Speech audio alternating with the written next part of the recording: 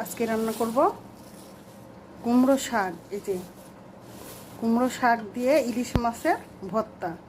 কুমড়ো শাক দিয়ে ইলিশ মাছের ভর্তা।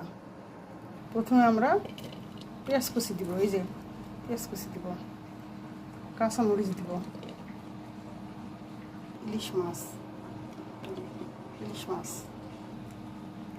তেল দিব, তেজপাতা দিব, লবণ দিব,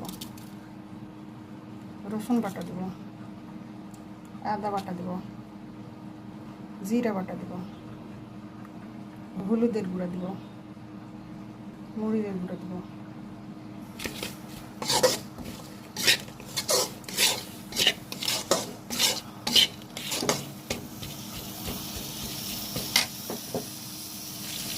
পানি দিব,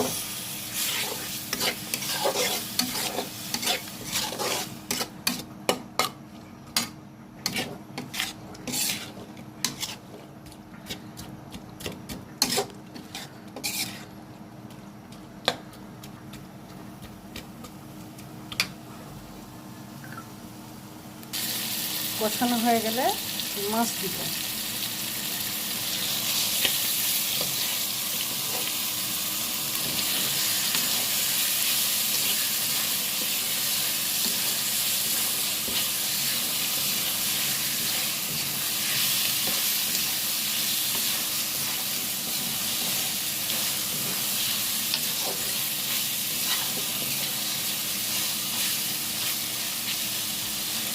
এটা কষানো হয়ে গেলে তারপরে এই শাকগুলো দিব।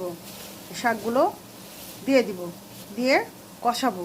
কষা একটু পানি দিব।